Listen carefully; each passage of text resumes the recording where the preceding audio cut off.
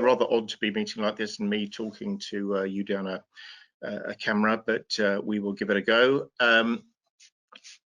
Turning to the presentation, the first slide here, slide 3, just a recap and an update of Manolete in the market.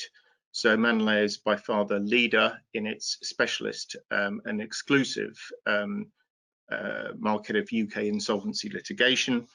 There are about, at least historically, we'll come on to this in a minute, what the future looks like, about 14,000 corporate insolvencies a year, about 40,000 bankruptcies, and certainly within the corporate insolvencies, our experience is that in almost every single one of those insolvencies, there will be one or more claims to go after. So although we are a specialist, it's a very big niche. What's very interesting is that the liquidators and administrators who are appointed to recover the assets for creditors, they're acting with personal liability. They're very highly regulated, and they are acting with personal liability, so they tend to be very risk averse. So if the way of getting money back to creditors, and that is usually HMRC at the top of the list, and that is critical today in with the amount of money the government's spending on the COVID recovery plan, then it is vital that liquidators and administrators have our products and our money to do their statutory duty, which is to maximise those recoveries. And an insolvency is the only area of the law where a third party can buy the claim. And this is where Manolete is so different fundamentally from the other listed peer group who fund other people's claims. We are buying the claim, which gives us full control of that claim. So the solicitors, the barristers, they are engaged by us directly. We control their costs. If there's an offer from the other side, we can decide whether we want to take the offer or not. We can make an offer to the other side. And so this is very, very different operational behavior compared to the litigation funders that you would have come across. And about 80 to 90% on an average year are cases that we own. We will choose to fund some cases, usually for tactical reasons, or indeed if they're bankruptcy cases. That's one area where you can't, but the vast majority is corporate insolvency. The addressable market, the third block there, is about 2,300 claims a year, see the light of day, and generate cash recoveries of about £750 million. So that really is the addressable market of Manolete. Our last annual account showed our revenue of 20 million. So as you can see, there's a huge amount to grow into. So what's happening with that other 730 million? Well, there's some very small other competitors in our market on the funding side, but the vast majority is recovered using no win, no fee agreements, the things that the lawyers used. And this is where in 2016 the government made those highly unattractive to insolvency practitioners with the Jackson reforms, which you probably have heard me refer to before. No longer are those costs, the uplifted success fees, recoverable from the defendant. So that leaves creditors with practically nothing of the recovery. And again, we're talking HMRC and employees and pension funds if they were to use those old products. So what you've seen of the last few years is that there's been a very steady movement away from the no win, no fee, CFA as they called agreements, over to the funded method of doing this. And Manolete on that funded side is the 67% market leader of the funders. So that is a very dominant position. The next highest competitor to us has just got 5% of the market. So our first mover advantage back in 2008, 2009 certainly has drawn dividends for us and our shareholders. And our mission, that final point, is really to transition as much of that 750 million of recoveries per annum over to our model, and that is very much the focus for us. Over the page to page 4, so what are the kind of cases that we do? So again, I think very different to the other listed funders that you would have come across. They will be doing cases in Australia, New York, Argentina, maybe even Russia. Ours are all UK, and they're the 7 same kind of cases in UK corporate insolvencies, literally day in, day out.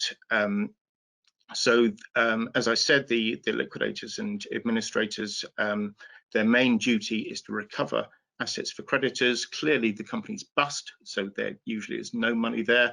So it's a perfect fit for a third party funder like Manolete to be providing finance for these office holders. And you've got 7 typical repeat types of cases. So again, this isn't for my team in-house. They're looking at the same type of claim every single day of the working week. Directors' loan account recoveries, breach of contract, so that could be a supplier or a customer because the company's gone bust, they think they can get away with not paying.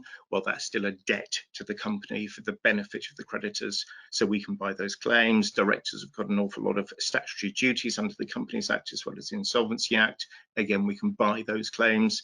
Transactions that undervalue, preference, and wrongful trading claims. These used to be claims we could only fund before another law change in 2015. We can now buy those as well. So we can buy practically everything that happens in insolvency.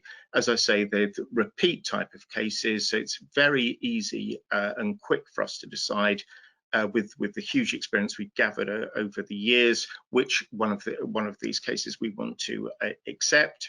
So you'll find that whereas with other funders they reject about 95–97% of cases that come their way, Manolete rejects only about 70%. So we've got a 30% acceptance rate, which makes the model obviously a lot more efficient if you're accepting a lot more of the business. And the final point on that slide is there's a very high level of repeat referrers. So once a liquidator has used us once, over 11 years, every single liquidator that has used Manolete on a case has always come back with further cases. I won't spend a lot of time on the board. You'll have seen these people. I will spend a quick comment.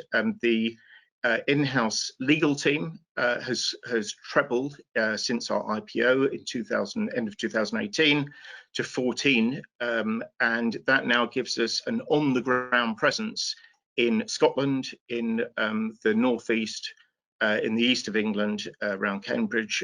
We've got in-house solicitors on the south coast, quite a group in London, Bristol covering the southwest, the Midlands, 2 people, and Dominic in the northwest. So these are full-time Manolete employees who have been operating as private practice lawyers, usually at around partner or senior partner level, now work with Manolete full-time to bring in the cases, review the cases, and then of course progress the cases. So big increase in the team and nationwide coverage. Looking at the investment returns, this really is the acid test, of course, and there's a few key highlights here, and again I think this differentiates us from the other listed comparables. So you'll see there in the second column of data, we've completed 280 cases, which is obviously a very large amount of single cases. I think that makes us the biggest single case investor in the world. You'll notice that all cases up to 2016 have been completed. So if you look at any other litigation funder, they'll have cases still around from 5, 6, 7, 8, 9, 10 years ago. So we've completed all to 2016, just 1 remaining in 17, 3 remaining in 2018. And then the durations, which is why we're able to clear these through very quickly, is just 11 months across all those vintages. And you'll see there's not a lot of variability at all. In fact, in the more recent years, the durations have been lower than the earlier years. The returns are extremely high. Return on investment 192%. Money multiple, so this is the money that we get back divided by the money that we put out there, is almost 3 times. So that multiple has been increasing on cases. and you will have seen a rather large case that obviously took a little bit longer than 11 months, but not hugely, delivered a 17 times money multiple, which is enormous. I mean, the ROI on that was about 1,600%. As we have grown over the last few years, particularly since the IPO, generally the cases are getting larger, which is good to see because the returns are so high. Key performance indicators, we put a trading update out a couple of weeks ago. So we completed 40 cases in the first 5.5 months of this current trading year. We're a March year end, so that's up to our interims will be up to the end of September. And that was very close to the 54 that we completed in the whole 12 months of the previous financial year. So these are completed cases. So that's an average of 1.8 cases being completed per week, which is an 80% increase on last year. So again, very, very different to listed peers. There was one that had the results out, I think, last week, where they were talking about completing 3 cases a year. So we're doing that in a couple of weeks. We signed 84 new cases in the first 5 months of the year. So that's 4 new cases a week on average, and that's a 65% increase over last year. So those key KPIs are still growing at a very fast rate. So currently we have 240 live cases. I think we had something like 80 odd when we IPO'd. We've got 35 of these larger claims, so headline claims of over $1 million, up all the way up to 40 million. As I said, there was one of our largest case completed just a few weeks ago, 14th of September, at a much higher value than our estimated fair value. This has been a really correctly hot topic in litigation funding. You know, are the management teams valuing these cases far higher than they could ever possibly recover? Well, it was completely the opposite. We had it in our books based on a assumed settlement value of £5 million. We 5.5, sorry, we achieved £15 million on that, and the costs were just £300,000. So Manolete's share of that recovery was about £4.7 million. So as you can see, the multiples were very high indeed, and the realized gain that will go through our books was more than double the unrealized estimate of what we were saying we might get from that claim. There are several other very large claims moving towards mediations. About 97–98% of our cases get nowhere near a court of law.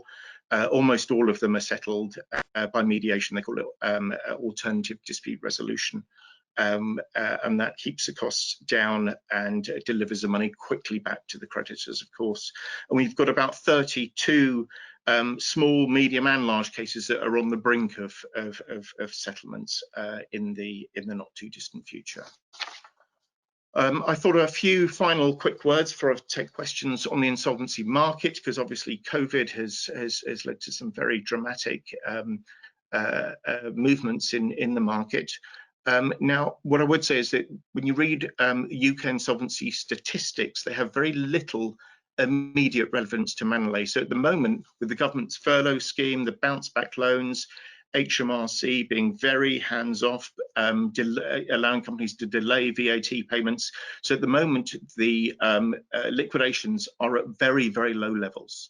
So for insolvency firms, that's really very challenging indeed, as long as that lasts. For Manolete, that has very little relevance, because what we're doing is just transitioning from the old model, this 2,300 cases a year, over to our model. So it really doesn't matter whether there's 14,000 cases or 10,000 cases. At the moment, we've only got 240 live, so there's an awful lot to go for. Maybe in years and years and years to come, that will be a factor, will become more of a bellwether, but we're certainly not at the moment. So as I say, the corporate insolvencies are down 43%, same period last year, bankruptcies down 43%, exactly the same number. But what I think is very interesting for all operators in this sector is obviously this government bailout of the UK economy cannot last forever. The BBC ran a story, as many others copied it, saying that there could be as many as 1 million corporate insolvencies once the government withdraws from the furlough scheme. So remember, it's 14,000 is the normal number of companies going bust in the UK. That compares to a minimum 1 million that could become insolvent as a result of this awful pandemic. The other element I think to throw into the mix when looking at the prospects for the Manolete business into the near and longer term future is obviously Brexit. There will be winners and losers in Brexit. What there will be is a lot of change, and where change occurs, dislocation happens. So on top of, I think, the COVID awful dislocation, I think you put Brexit into the mix, as many insolvency practitioners have been telling us we will be very important partners going forward. Roland, hopefully that all came across okay. I'm very happy to take questions. Now, most of the questions we received earlier on were all about the large win and how that's going to be treated. Yes.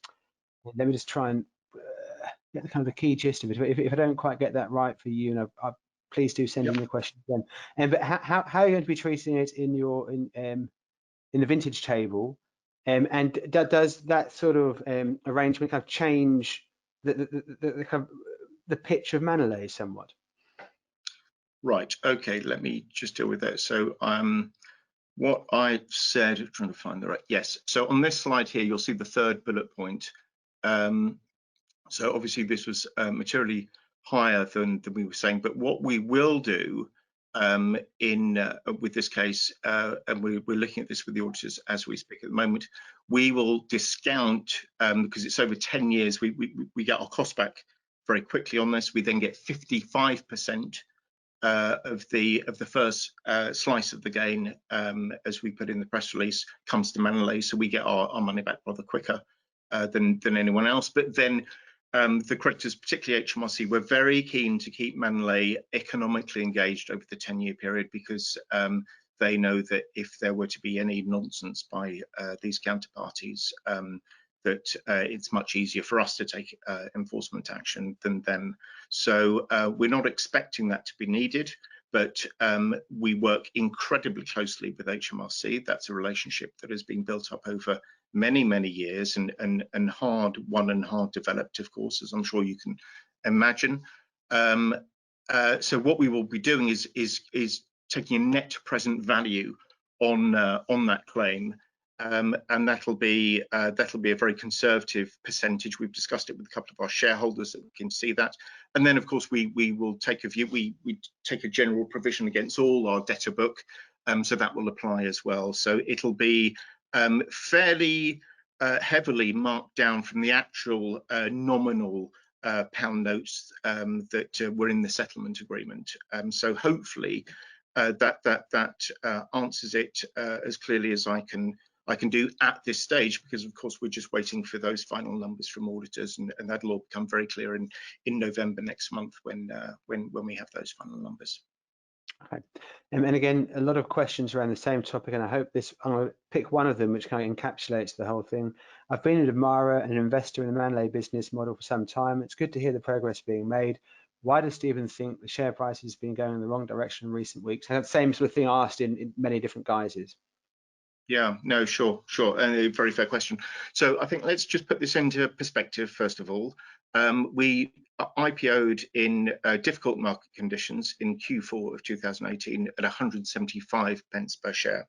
So as we stand today, I think we're about 60% above that, which I think isn't bad. But obviously, the high of the shares was, I think, about £6 per share. We didn't stay there for that long. I think the average was maybe about 4.50, and so we're at at a fair discount from that. I'm a big shareholder, 18% shareholder, so obviously this matters enormously to me. And unlike most investments, all my eggs are in this one basket.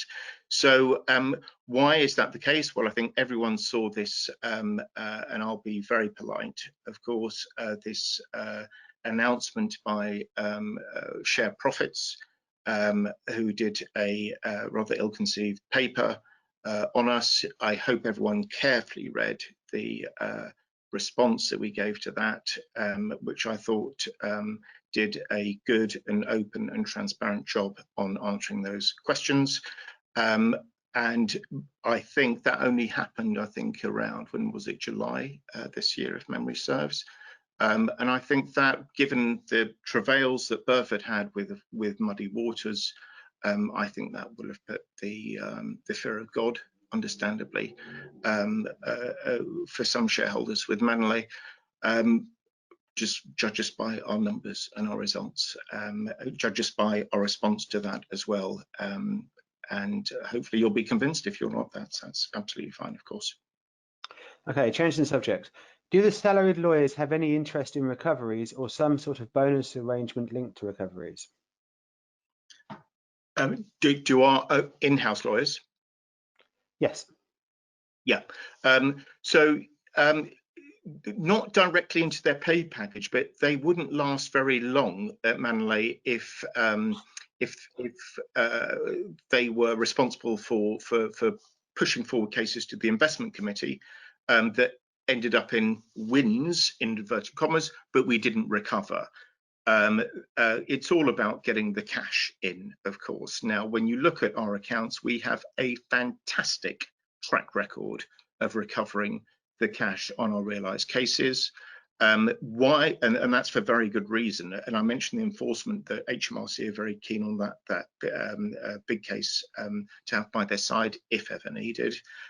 So when we settle cases, we're almost always, if not getting the cash very quickly, if there are deferred terms, we are taking security over property, or at the very minimum a notification of any change of ownership, registration of property. We're taking charges over baskets of AIM shares, and if any of the defendants or potential defendants were to breach that agreement, and let's say they paid us, the first 5 months, no problem, then they miss a payment, there's not a good reason. In short order, our net worth team notify us. Immediately, we issue a statutory demand. It is uncontested that they owe us that money. Within 21 days, there is then a bankruptcy petition that can be launched if they haven't settled that debt. Now, it's very rarely used, but this is why our recovery rates on realised completed cases are very, very high indeed. Where we've got any nervousness about payment, and it's reflected completely in the vintages table that was mentioned earlier, we will take an upfront provision over that case. And being a chartered accountant, there are 4 chartered accountants on the board and a judge. So we would much rather be releasing overly conservative provisions than of course the other way around. Therein lies the road to folly, of course. So that's our view on that. Good question here. Is there any danger that some of your best staff leave Manolete and set up on their own? Has there been any instances of this since IPO? Yeah, great question. Answering the second bit first, we have had 100% retention rate since IPO, which is fabulous. And that means not only have the people liked the work they do, and they really do absolutely love it. So they've not gone back to private practice or tried to set up a competitor business. At the same time, we have liked the staff, and they've come up to our very stringent requirements. So why almost 2 years post IPO, 100% retention rate, that looks a little bit high to be believable. Well, the thing is, we knew these lawyers. We knew all of these lawyers. They worked on our cases for years before we had the money and the status to list the company. So they knew us, we knew them, which is why it's been a very easy transition and very high retention rate on those staff. But a super question, thank you.